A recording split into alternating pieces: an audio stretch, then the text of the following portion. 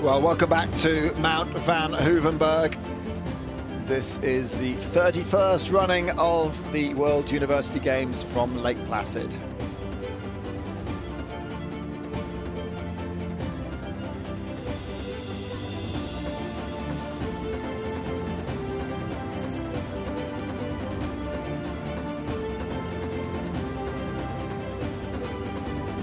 So we're here for the cross-country skiing. This is the first medals to be decided. It is the mixed team sprint. We've had the two semi-finals in very challenging conditions, and the field has been whittled down to just 10 teams left in the competition. Now, they changed the rules since the last time they held this competition, where the top 5 teams went through from each of the semi-finals. The new rule is that it was just the fastest 2 that would definitely go through, and then it went down on time. And because the first semi-final started before the heavy snowfall really started to take effect, and before the course got churned up, in effect, it's just the fastest 2 from the second semi-final that made it through. That heat significantly slower. So the 2 teams that made it through from the second semi-finals, Italy 1 and Finland 2. And they're wearing their bibs from those semi-finals. So the early bibs, anyone with a lower bib than in the 20s or 30s, basically came through from semi-final 1. The winner of the semi-final 1s was the Finns. Finland won. Verneri, Poikonen and Hilla, Niemelä.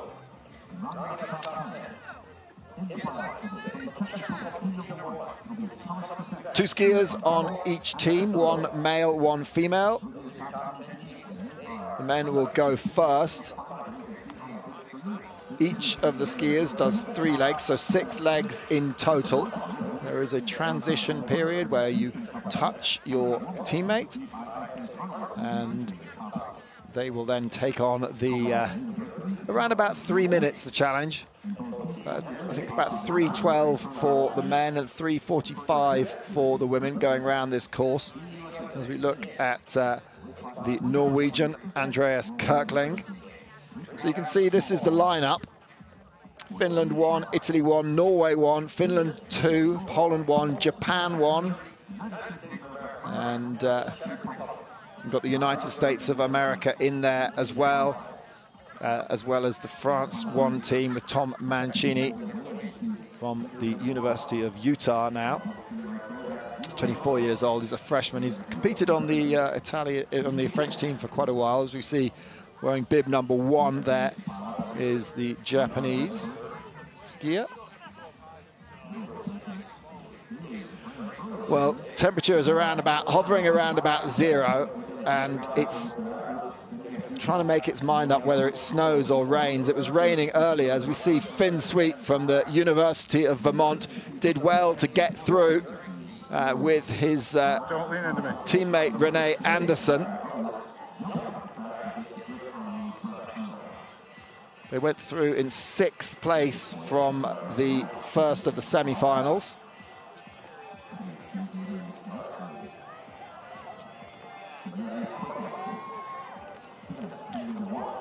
So the semi-finals are out of the way now. This is the final. These athletes are going to give it absolutely everything. Perhaps not go too hard, too fast, too early. Verneri, Poikonen there from Finland. wearing the bib 5, the fastest team in Heat 1. So they're under starters' orders. And they're off and running, and already a slip. The waxing's so important in this classic discipline. If you're new to the sport, then this is classic, and the waxing underneath the boots is where your kick wax is. It's a stickier wax that will hopefully give you grip as you go up the hills. Your other option is to go into this herringbone technique where you're using your inside edges to power off and double. And this is a really fast start. Number 3 there, Andreas Kirkeng, is trying to make a break really early in this competition. So difficult to get away, but he could be doing this. Really decided to throw down the gauntlet and attack from the gun. Now, he will be using up a lot more energy than the skiers behind, who will be able to share the lead, use the slipstream, and also the snow as well. The new snow that's falling. Kirkeng is going to have to be plowing through just that little bit of new snow that's falling on the track, and that's going to be slowing him down as well as we go on to the long hill. This sprint course, 1.3 kilometers long, and this is the climb. And Kirkeng of Norway is in the lead, but has he gone too soon, too early? Hirose of Japan, Mancini, strong French skier, Compagnoni of Italy.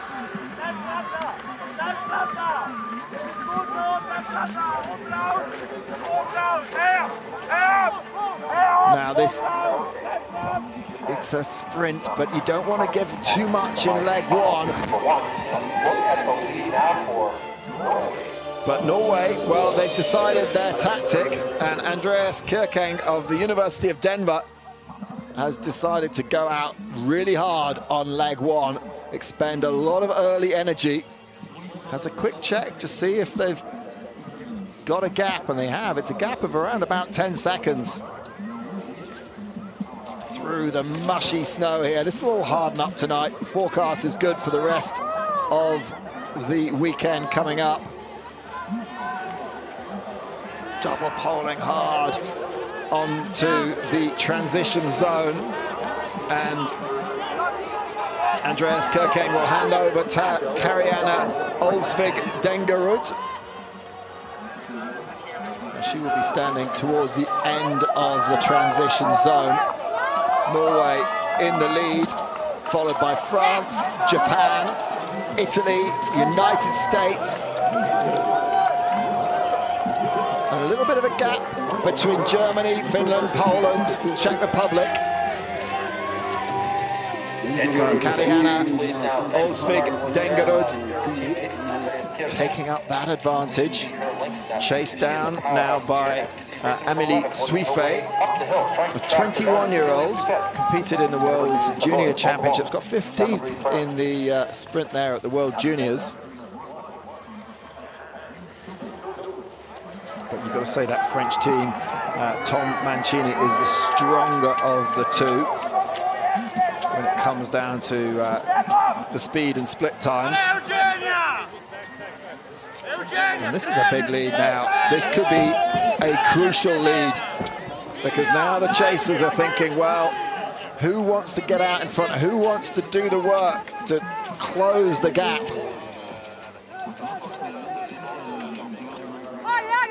And Norway deciding to go hard and go early. But not out of sight, and there's a chase group of 4, then a slight gap, and then another 4.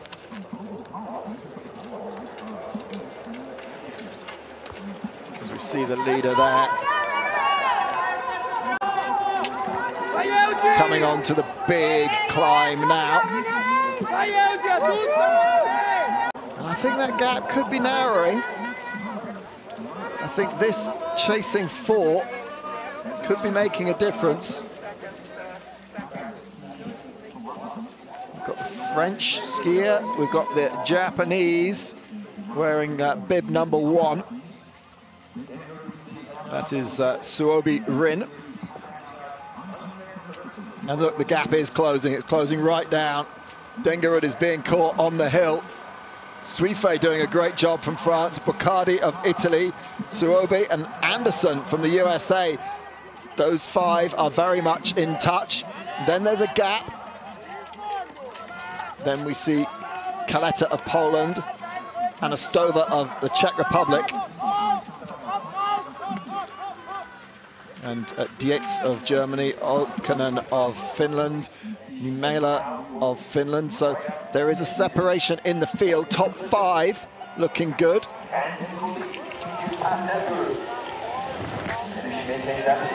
Have we got any fallers? So difficult as you come down that descent to stay out of trouble.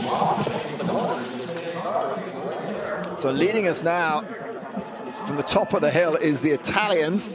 Did very well on the hill there.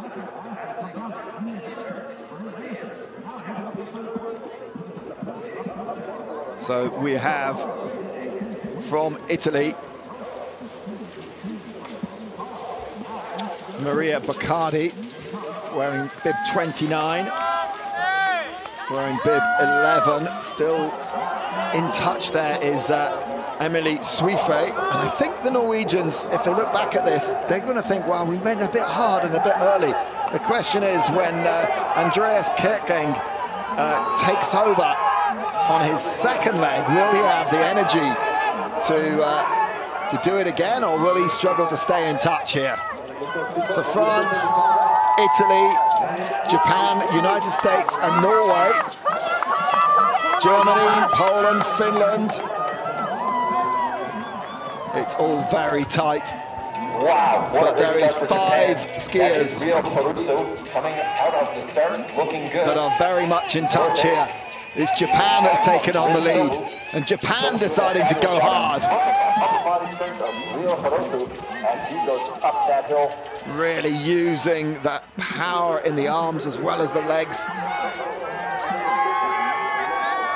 Number 5 there is the Finnish Verneri Poikonen.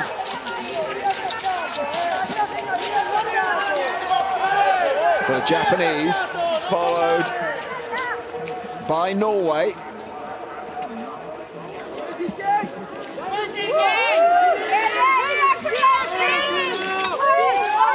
And this is good skiing from Japan 1. Hirose Rio. Norway in second.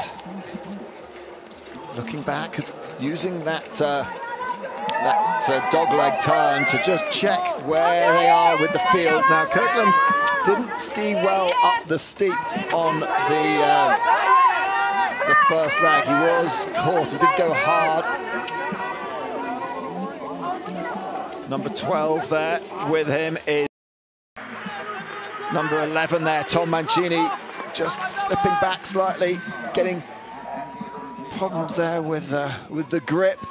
They come on to the descent past the clubhouse, which houses the finish of the bobsleigh track, which was built way back in 1932, the original bobsleigh track. There's been more modern ones built since then. They hosted the games, of course, in 1980. And it is Japan that are in the lead. Hirose Rio.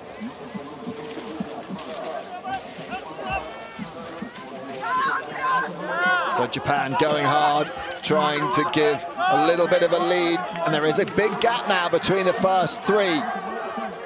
Giving it absolutely everything as we go into exchange 3. Double poling furiously onto the start-finish straight. And Japan, Norway, United States, only 3 seconds differentiating them. And then look at the gap as United States hand over Well, 11 seconds down, so yeah, that's a good 6 or 7 seconds gap between third and fourth. Now Japan really trying to lay down the gauntlet. They did enough to get through in the first of the semi-finals.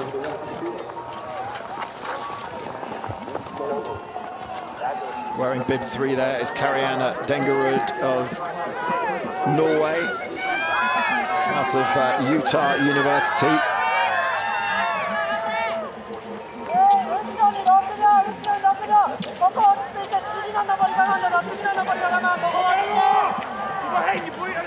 And wearing number 1, the 22-year-old, 4 times bronze medalist at the Japanese Nationals. Competed in the World Junior Championships 4 times, actually, 2017 through until 2020.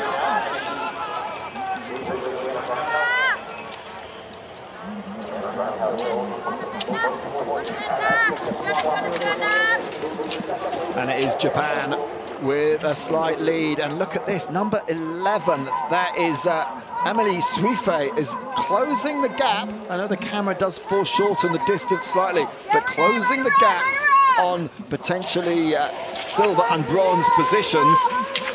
But there is a gap now between the leader and the rest of the field.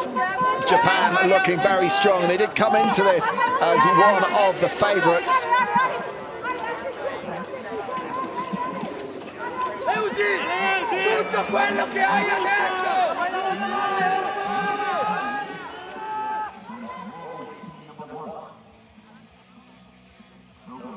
So Sobue Rin of the University of Nihon,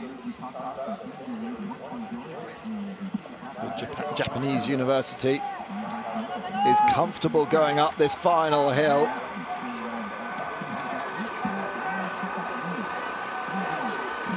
Anderson, Dengerud. Not much of a gap there now. 5 seconds between bronze and 4th place. They're all trying to close. As you could see, number 4 there, Dietz of Germany, really struggling with the grip wax under the boots. As Sobue of Japan is going to hand over to her teammate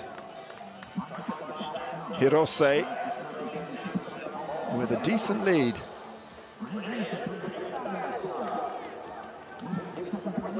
Of course, the glide when you're out in front is so much harder, but you do get the advantage of staying out of trouble.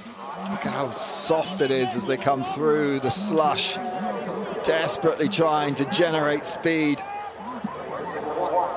Working really hard, number 1 as we go into exchange 4. 12 behind her, United States of America, doing very, very well with the home support. This is USA 2. So, number 1 hands over, Japan in the lead.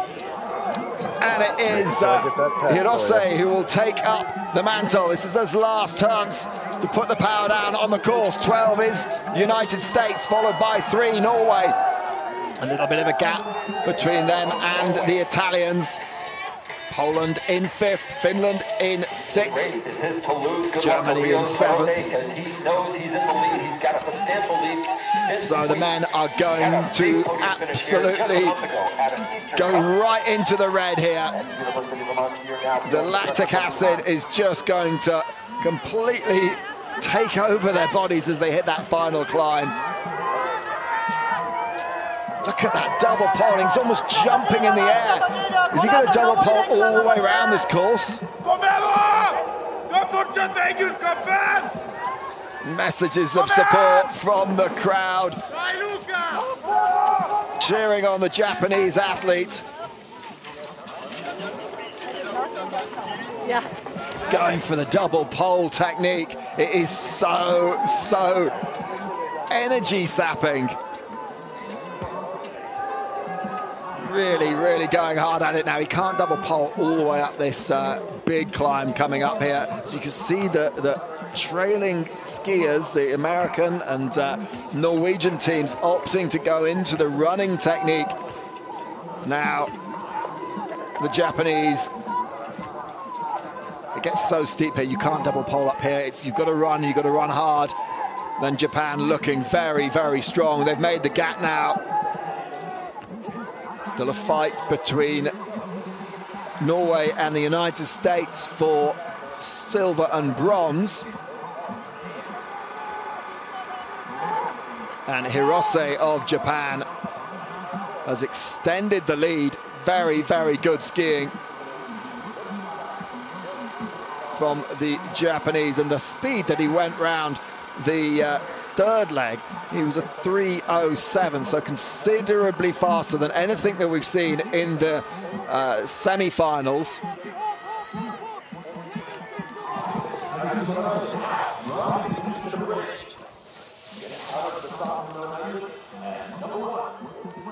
Well, they were ranked #1 and drawn #1 coming into this competition, and they held perhaps a little bit back in the first of the semi-finals. Did enough to come through, and now they have absolutely laid down the gauntlet. And look at him go. Giving absolutely everything towards the fifth exchange. Hand in the air from the teammate. She sets off, a tap on the back, and off she goes, and that's a very, very good lead for Japan. Japan comfortable in the lead. Now the question is, who's going to get silver? Who's going to get bronze? It's Norway. Hand over wearing bib 3. United States wearing bib 12. We've got Karianne, Olsvik, Dengerud of Norway up against Renae Anderson from the USA. 24 years old, Renae Anderson from Bowdoin College. Battling it out with the Americans, Renae Anderson. I think they are clear. I think they're safe. I also think that Japan are safe in gold. There's not much you can do. It's such a short track. And I was looking at the times, the split times. Hirose really made the difference in leg #3. He skied a 3:07, skied a 3:11 in the fifth leg.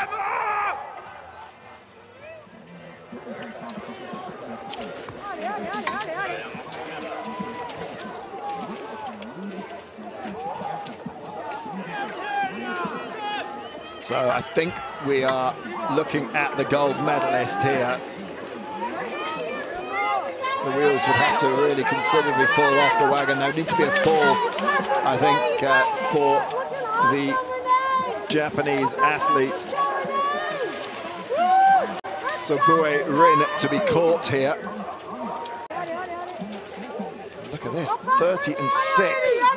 Could they, Finland and Poland, could they make a move on the silver and bronze positions? I think there's a certain amount of saving themselves, the Norwegian and the American, for this hill. Now they're going to go hard. They both kick hard together. Japanese way, way out in front. And it's Norway versus America. As they go on to this final hill, have they got the power to stay clear of the chasers? There's two chasers that are coming up strong from behind, and Norway's dropping back, but look at Anderson go. Anderson in silver medal position, Dengerud in bronze.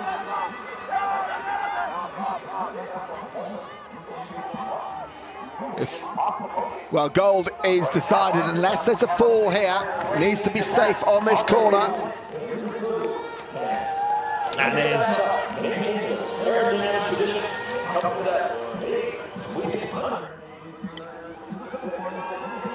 So we know who's going to take gold. The question is what's happening behind. Dengerud is ahead. How did that happen? We need to see the battle for silver and bronze.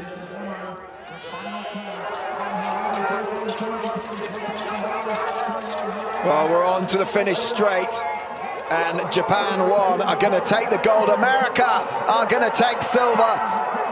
Renae Anderson is going to take the silver for the United States. She is clear enough, but it is gold for Japan. They take the first medal at these Winter University Games.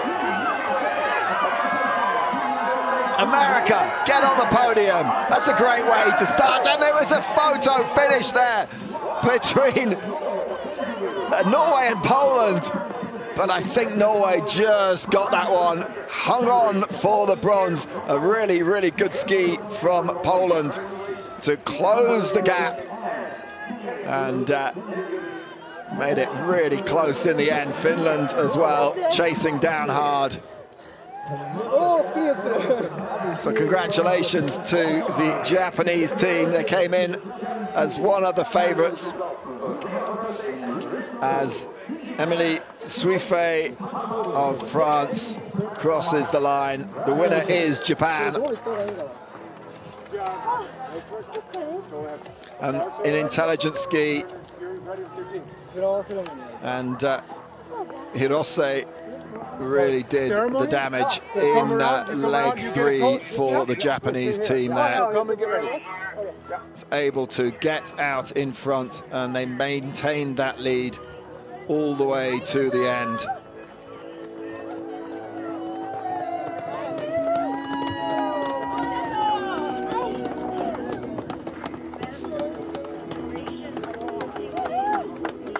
So they gave absolutely everything. And intelligent as well. Didn't go too hard too early on. I thought when the Norwegian Kirkeng went hard early, that was the attempt at the break. It didn't play off for the Norwegians.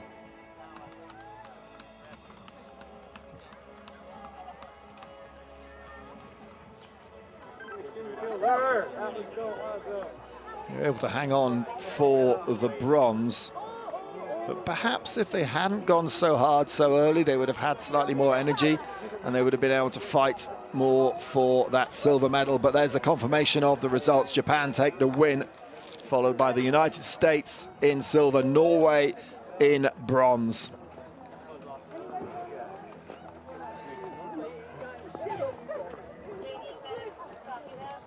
Yes, she's rolling over this.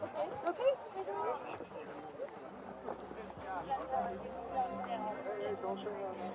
Anybody want to?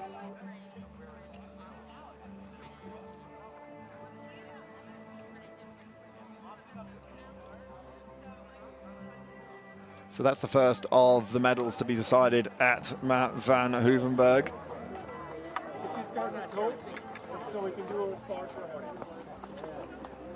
Got biathlon tomorrow. And then back to cross country the day after.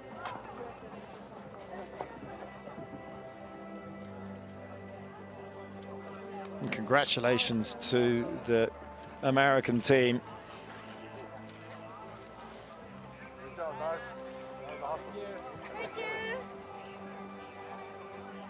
So let's have a look back at the highlights of this final. Started off hard. And it was Norway that decided to throw down the gauntlet. Andreas Kirkeng well out in front at the first exchange.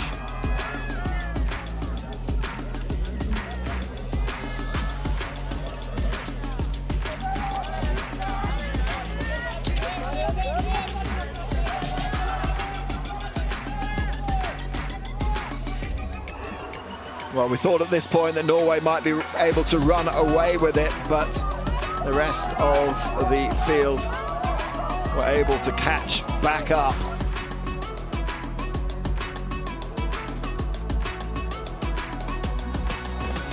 And this is where it happened, and Karianne Dengerud was reeled in leg 2.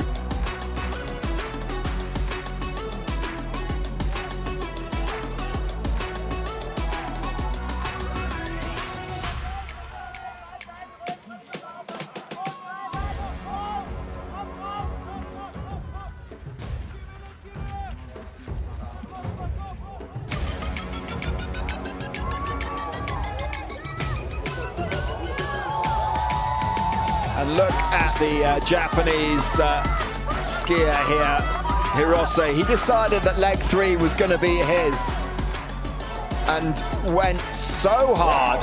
Skied the fastest time of the day in leg 3.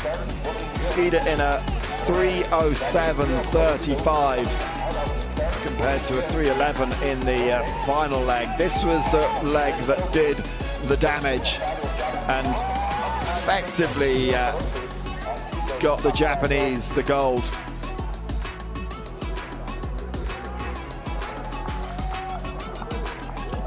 Good transition, good handover into leg 4. Sobue of Japan in the lead. And the gap did close over this leg.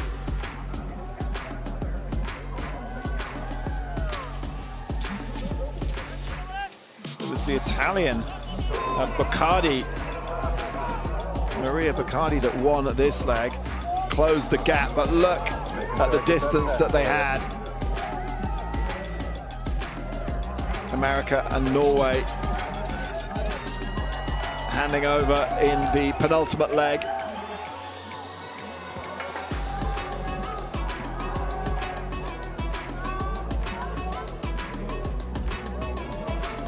And a big gap there between gold, silver and bronze and the 4th, 5th and 6th place skiers.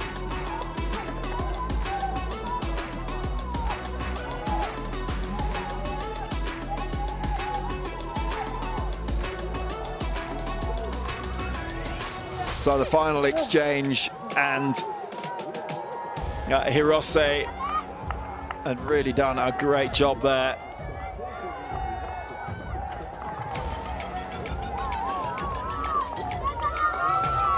America and Norway neck and neck. Norway at the exchange with a slight lead.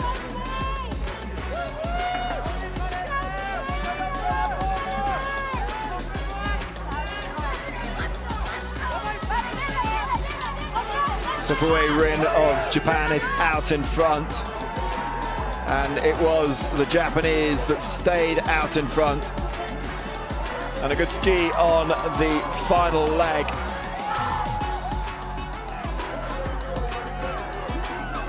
And Renae Anderson of the United States taking the silver medal, and a really close finish there.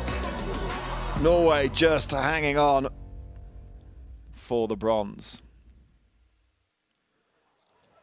So our winning team from Japan, Sobue Rin and Hirose Ryo, they take the gold.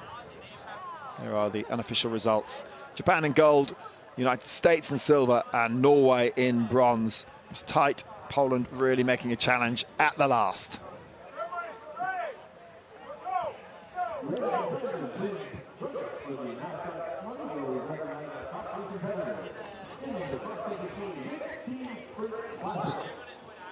So I hope you've enjoyed the mixed team sprint. There's more sprinting coming up on the 15th of January, so in 2 days' time. It's going to be the individual sprint events, and we're going to be showing you the finals for both the men's and the women's individual sprint competitions.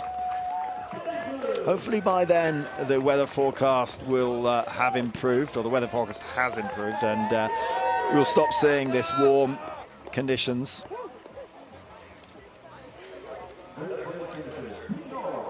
So 3rd place from Team Norway. And a great way to start when you're hosting a major championships is to get up onto the podium. And the Americans, Finn Sweet from the University of Vermont, not too far from here, and Renae Anderson. Let's hear it for Rio Hirose and Rin Sobue. And the winners, Hirose Rio and Sobue Rin of Japan, take the gold.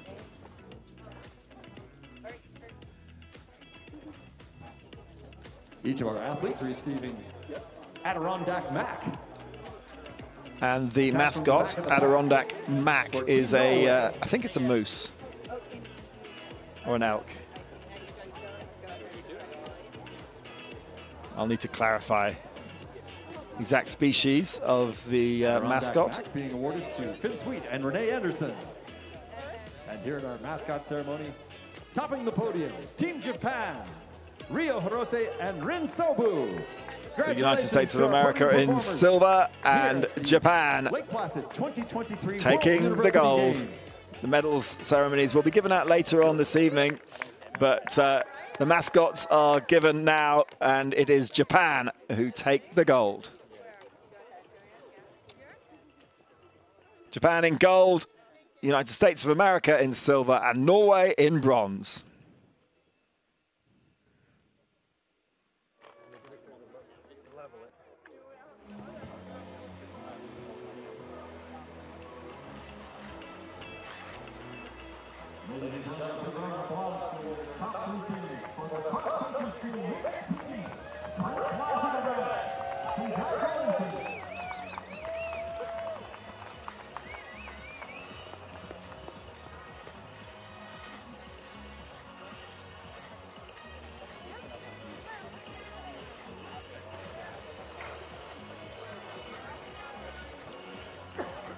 So congratulations to our medalists. They will be awarded their medals later on this evening in the centre of Lake Placid. They've closed off Main Street. There's going to be a medal ceremony. Of course, the Super Gs have been cancelled today with the weather, so there's not many medals to hand out, to be fair. But Japan have taken the first gold at these World University Games Winter Edition. It's Japan in gold, United States in silver, and Norway in bronze.